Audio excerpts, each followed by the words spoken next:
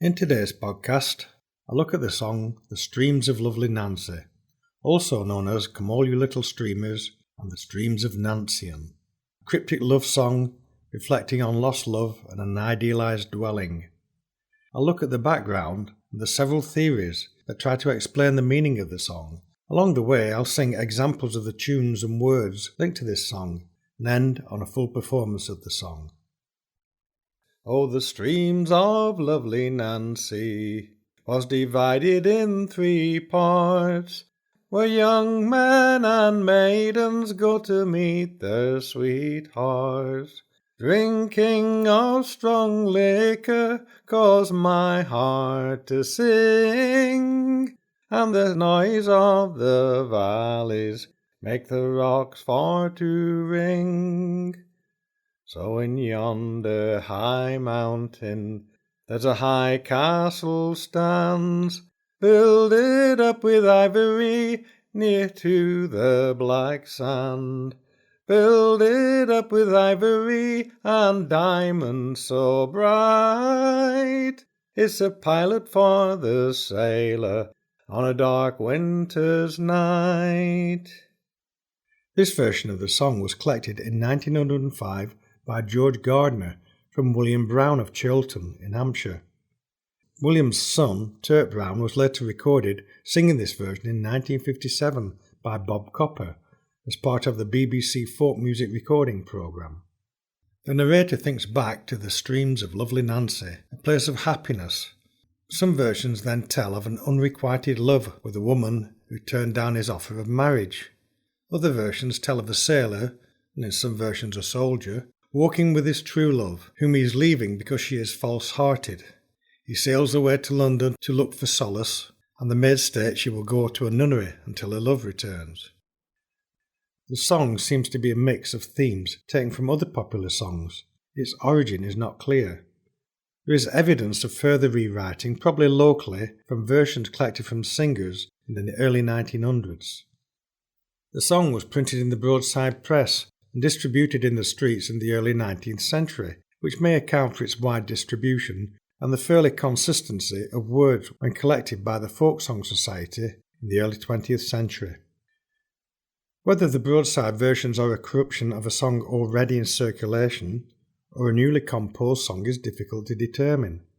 The confused storytelling supports the idea that the song was in existence before the broadsides.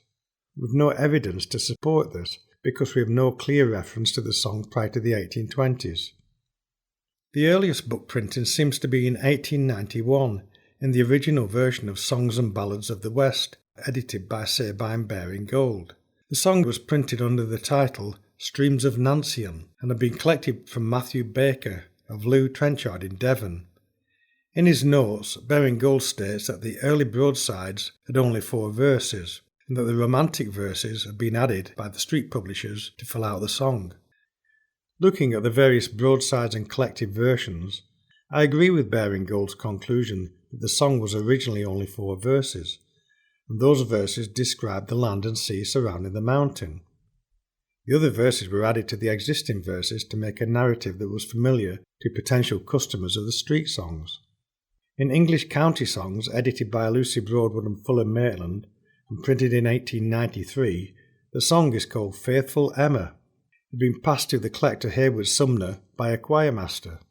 The lambs they skip with pleasure, and the meadows are so green, one of the finest mountains that ever I have seen. There's fine hunting, fine fishing, fine fowling also, at the top of yonder mountain where the finest flowers grow. On the top of yonder mountain there my true love's castle stands. It is decked up with ivy from the top down to the strands. There's fine arches, fine porches, there's diamond stones so bright, it's a pilot for the sailors on a dark and stormy night. At the bottom of the mountain there's a river runs so clear, and a ship from the West Indies once lay at anchor there, with a red flag a-flying and the beating of a drum, sweet instruments of music and the firing of a gun.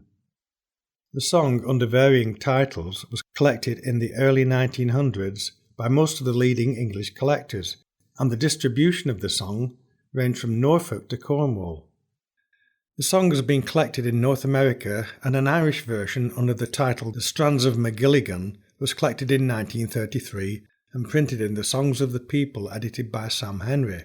The tune for Strands of Magilligan is similar to the tune for Fare Thee Well in a Skilling.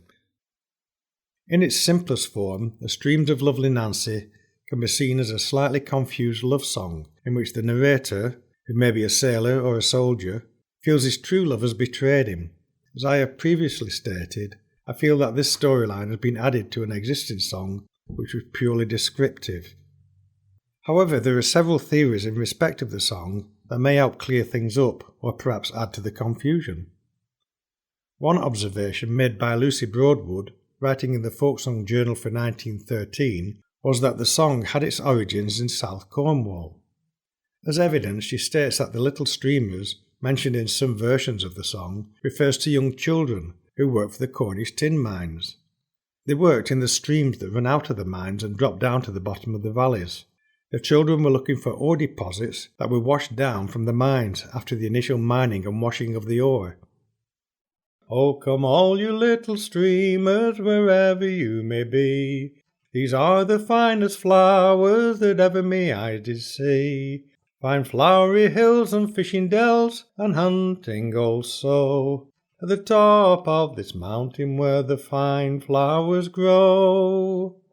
At the top all of this mountain where my love castle stands, 'tis all overbuilt with ivory to the bottom of the stand.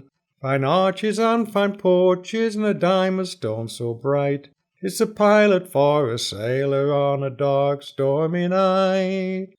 At the bottom of this mountain there runs a river clear, a ship from the Indies did once anchor there, with the red flags a-flying and a beating of her drum, sweet instruments of music and a firing of a gun. That tune and words were collected in 1908 by George Butterworth and Francis Jekyll from Ned Spooner of Midhurst in Sussex. She felt that the Nancy of the song title was a corruption of an Old Cornish term. Nance was an Old Cornish family name, and they took the names from the property.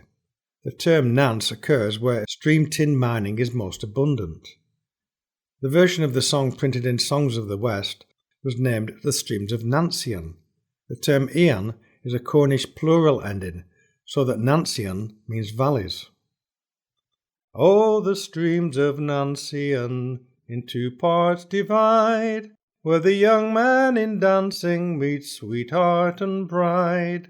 They will take no denial, we must frolic and sing, and the sound of the viol, oh, it makes my heart ring.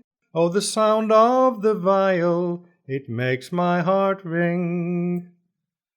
On the rocky cliff yonder a castle upstands, to the seaman a wonder above the black sands.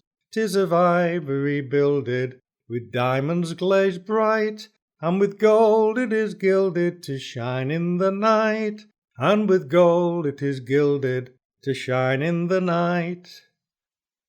She felt that Nantsian was a confusion. The original word may have been Marazion, which is the name of the town in Mounts Bay, southwest Cornwall, which connects to St Michael's Mount at the low tide. St Michael's Mount is a huge granite rock that contains tin ore, mica and crystals of quartz, often named Cornish diamonds. The mount sparkles in the sunshine. 2 springs of water issue from the rock. The surrounding area contains black sand due to the remains of submerged forests of black trees and vegetation seen at low tide. At the foot of the mountain there's a small fishing village that provides fine fowling and fishing. The summit of the mountain has a massive castle. The central tower has a stone lantern that was used as a beacon to guide the sailors to the port. Another possible site mentioned by Anne Gilchrist is Falmouth, which has Pendennis Castle and the lighthouse of St Anthony. Falmouth has 2 navigable channels, was used as a port of call for ships on the way to and from the West Indies. Another theory was put by Annie Gilchrist, who felt that the song may be a corruption of a hymn or carol to the Virgin Mary in praise of heavenly paradise. She felt that the fair castle of ivory on a mountain high, shining with the light of the diamond stone, encircled by a clear river, serving as a beacon to storm-tossed sailors, was reminiscent of the Castle of Love and Gold, described in the 14th century Northumbrian poem Curso Mundi. The allegorical 30,000-line poem describes the history of the Christian world from the creation to the end of the world. It was reprinted in 1601 and later in 6 volumes in the mid-1800s. The section that links to the Streams of Lovely Nancy probably comes from Volume 5, where it explores the history of Mary, the mother of Jesus of Nazareth. I've not read the poem, so I can only guess. The Castle of Love and Gold is a castle in which the Christian God devised a resting place. The Castle of Love represents Mary, the mother of Jesus, which is a shield against the enemies, and the rock itself is Mary's heart. Miss Gilchrist felt that this image may have formed the basis of the original carol we now know as the Streams of Lovely Nancy. Whichever way you view the song, it remains an interesting singable song with a good variety of tunes. I will end this podcast with a full version of the song. This version of the song was collected in 1905 by the Hammond brothers from George Dowden of Lackington, Piddlehinton in Dorset. Oh, the streams of lovely Nancy are divided in 3 parts, where the young men and maidens they do meet their sweethearts. It's drinking of good liquor goes my heart for to sing, and the noise in yonder village made the rocks for to ring. At the top of this mountain, where my love's castle stands, it's overbuilt with ivory on yonder black sand. Fine arches, fine porches, and diamonds so bright, it's a pilot for a sailor on a dark winter's night. On yonder high mountain, where the wildfowl do fly, there is one amongst them that flies very high. If I had her in my arms, love, near the diamond black land, how soon I'd secure her by the sleight of my hand. At the bottom of this mountain there runs a river clear. A ship from the Indies did once anchor there, with the red flags a-flying and the beating of her drum, sweet instruments of music and the firing of her gun. So come all you little streamers that walk the meadows gay, I'll write unto my own true love wherever she may be. For her rosy lips entice me, and her tongue she says no, and an angel might direct us, and where shall we go?